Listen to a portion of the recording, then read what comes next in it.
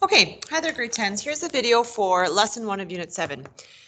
And unit 7 is all about something called systems of linear equations. Okay, so linear equations, this part here, is the fancy way of just saying a straight line, the graph of a straight line. And we've kind of been doing that for unit 6. So we know how to graph a straight line. But now we're talking about systems of linear equations. So what that means is, if you look at the picture here, a system of linear equation is when you have two lines. So we draw one straight line and we draw the other straight line, okay? And the solution that we're looking for, our final answer, is the point at which the two lines cross each other. So as you can see in this picture, the two lines cross at the point 3, 2. So that's our answer, 3, 2. Okay, so I'm just going to give you a little definition here. Okay. So the definition of a system of linear equations is two linear equations that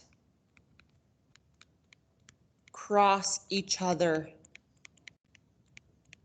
once or sometimes not at all. So sometimes if they don't cross at all, like for example, these two lines don't cross at all because they're parallel. So sometimes we will have cases where it's no solution. There's no solution because the two lines are parallel. They don't cross each other. We can't find the point. Okay? The solution, or our final answer, the solution is the coordinate point XY where they cross. Okay, so there are 3 lessons in Unit 7 that we're doing because there are 3 methods of how to find this point, okay? So lesson 1 is going to be all about method 1, and we're going to solve a linear system by graphing.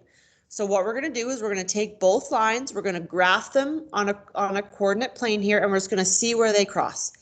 The following 2 methods, so lesson 2 and lesson 3, it doesn't involve graphing. We're going to do it mathematically, like with algebra. Okay, so this lesson here is the only one where you actually have to graph them to find out where they cross. So here are the steps. Put equation number 1 into explicit form. So remember, I always confuse explicit form with the English version. So explicit form is actually the French term. My apologies, but explicit form here is the same as slope-intercept form. So y equals mx plus b, because when we have it in y equals mx plus b, we know the slope and we know the y-intercept, and it's really easy to graph. So my first 2 steps are the same. I'm going to put each equation of the 2 into that form. Then I'm going to graph each of those lines separately, and then I determine where they cross. Okay, and your answer should be a coordinate. And then we're going to verify. Okay, you don't always have to verify. I'm going to show you how to verify. And then I may ask you to do it on the final assignment for this unit. So here's equation number 1. So equation number 1 is x plus y equals 8. And I know that step number 1 said to isolate y, or get it into slope-intercept form.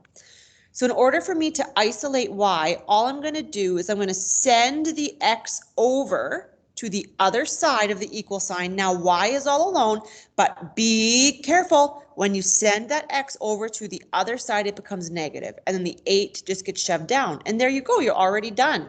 So for this graph here, we know that our slope is the number in front of x, which is -1, but we have to remember that slopes are actually always fractions. We throw it over 1. And then our y-intercept, we know we're going to cross the y-axis at the point 8 of y.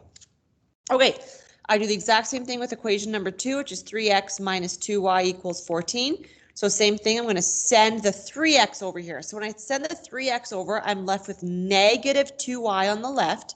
Now on the right, that 3x got sent over, it became negative, and the 14 just got pushed down a little bit, and it's still positive. I'm not done because y isn't alone. So I'm going to divide each term by -2. So now y is all by itself. 3 over 2 can't reduce, but I can at least cross off the 2 negatives. And then positive 14 divided by -2 is -7. So we just found out here that the slope of this line is going to be 3 over 2. and my y-intercept, my starting point, is where y is -7. Okay, so here we go. We're going to graph. So you can kind of see the x and y axis are already there, a bit darker for you. There you go. So I'm going to do, oh, someone's screaming in the room next door. I wonder if you guys heard that. Okay, I'm going to do this line in blue, and then I'm going to do this line in red. Okay, so blue one first. I know I have to start at a y-intercept of 8. 1, 2, 3, 4, 5, 6, 7, 8. There's my y-intercept of 8, and my slope is -1, so down 1, +1, so to the right 1. So down 1 to the right, down 1 to the right, down 1 to the right. And I highly recommend for these questions that you graph as many points as you can before you fall off the grid. So there's all the points I can plot.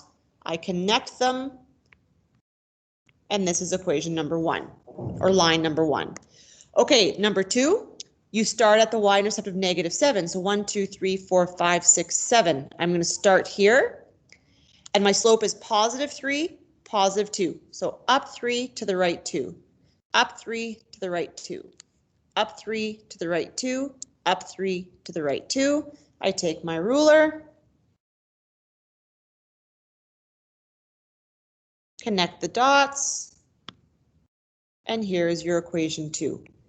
And all I have to do to find my solution is find this point right here, my crossing point, which is 1, 2, 3, 4, 5, 6 on the x-axis and up 2 on the y. So there's your solution. Okay. I'm going to show you for this example how to verify, but then I'm not going to do it for the other questions. So we're going to verify that the answer 6-2 is correct. So what you do is you take equation number 1, which is x plus y equals 8. And what you do is you replace x with 6 and y with 2. So it becomes 6 plus 2 equals 8. My left side equals 8, my right side equals 8. Boom, that worked. It's balanced, 8 equals 8. Do the same thing with number 2. So it's 3x minus 2y equals 14. Becomes 3 times 6 minus 2 times 2 equals 14. So I just plugged in x and y again. 3 times 6 is 18, minus 2 times 4 is 4 equals 14. My left is 14, my right is 14, my equation is balanced. So that is a sure way of finding out if you got the answer correct. Okay? All right, next one. I threw fractions in here, so hold on to your hats. Okay, equation number 1 is 2x plus 3y equals -5. We always start the same way by getting y all by itself. So we're going to send this 2x over to the other side. 3y is now alone on the left. On the right, 2 came over to the right-hand side and became negative. And the -5 just got shoved down a little bit. I divide by 3, I divide by 3, I divide by 3. Y is now all alone. -2 over 3, I can't really clean that up at all. And -5 over 3, I can't really clean that up at all either. Okay, so I just found out that my slope is -2 over 3. Okay, and then for your y-intercept, you're allowed decimals. So 5 over 3, your y-intercept is actually at -1.6666 repeated. So I just got that by going 5 divided by 3. That's how I got the 1.666. And just be careful, it's negative. Okay, so we are going to have to estimate a little bit for our y-intercept there. No problem. Okay, for this guy here, you have x over 2 minus y over 3 equaling 2. Okay, so you really need to listen here. This is why I did a lesson on reviewing solving of equations at the beginning of Unit 5, because you have to know here how to get y to be all by itself. Okay, so what I would do here is I would send over the x over 2. When you send that over, you have -y over 3 on the left. On the right, you have that -x over 2, right? It just went to the other side, so it became negative. And then we're going to plus that 2. Okay? Now, I want to get y all by itself. There are 2 things I have to get rid of, that and that, in order for me to have y by itself. So what I'm going to do is I'm going to multiply by -3. If I multiply by -3, the 2 negatives cancel and the 3's cancel. But I have to also do the same thing here. So what happens then is Negative, negative cancels. 3, 3 cancels. So I just have y. Now over here, be careful. The negative and a negative, when you bring two negatives together, it becomes positive. Okay, so when I go 3 times x, it becomes 3x. And then I still have the 2 on the bottom. So I just kind of combined those. X and 3 is actually 3x. And then here you have positive 2 times negative 3. That's negative 6. Okay, so I just found out that my slope is 3 over 2. And my y-intercept is at negative 6. Okay. Zoom out a little bit here. We're going to do this graph. Same thing. We're going to do this one in blue first. So here's my graph, x, y. Alrighty, so I'm going to start at a point of negative 1.6 on the y-axis. So there's negative 1, there's negative 2. So negative 1.6 is about right there. Okay, now this is where you have to really pay attention because my slope says I have to go down 2 over 3.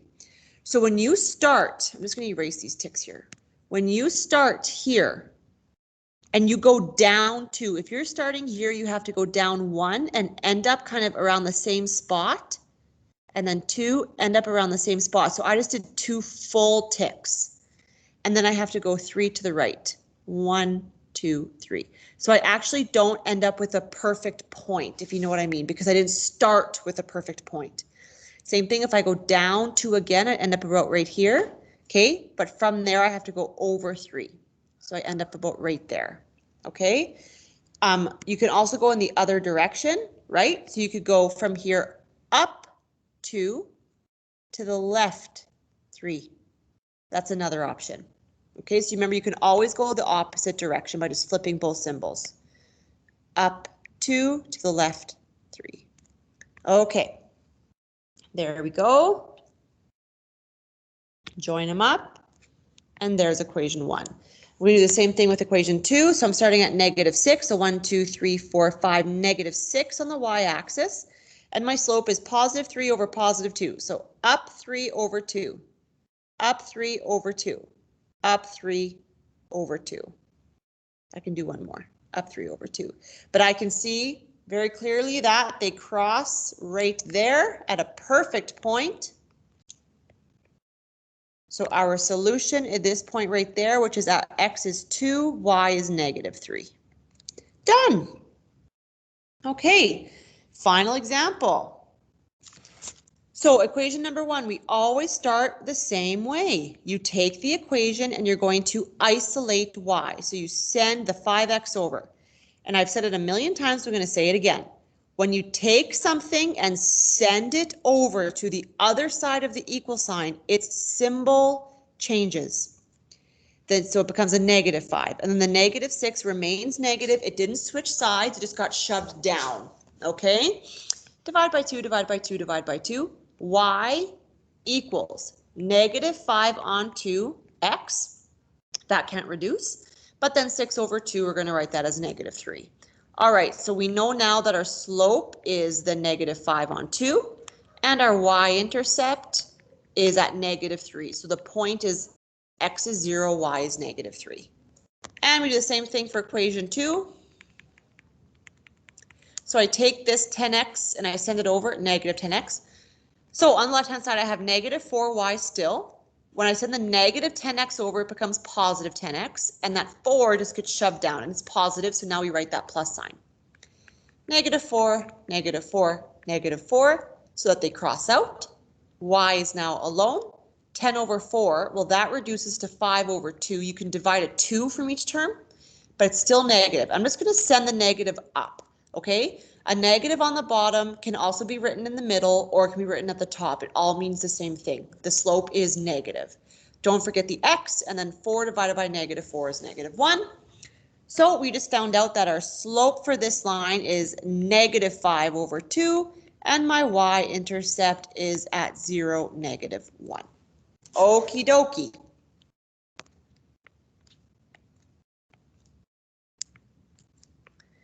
All right, we can do this one in blue again.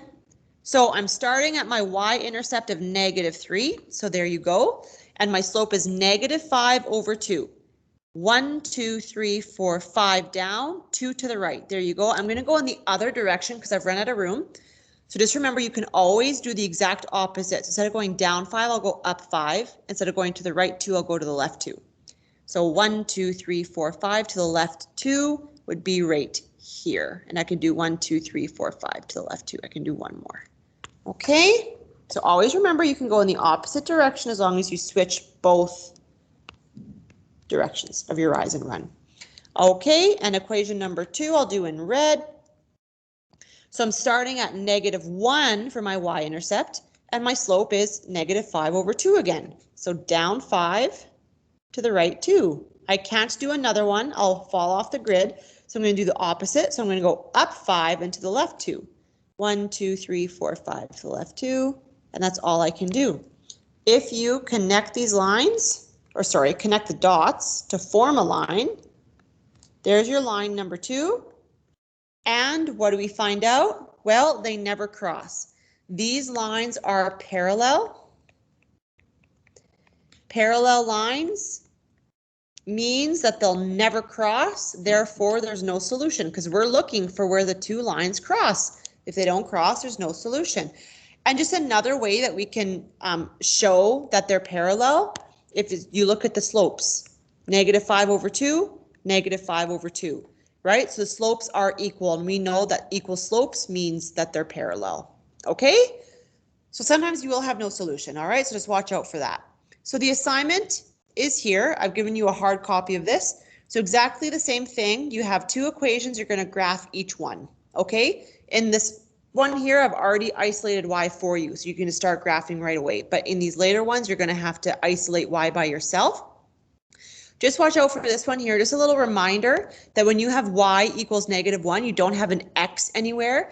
That's going to be not a vertical line, Miss Wolf, geez, a horizontal line.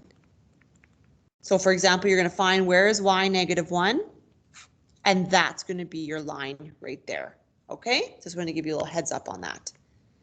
And it does say in the instructions that I want you to verify for 2, 4, and 8. So for questions 2, questions 4, and question 8, once you find your answer, I want you to plug your answer back into both equations to see if they balance, just like we did in the first example right here. Okay, so good luck. Let me know if you have any questions.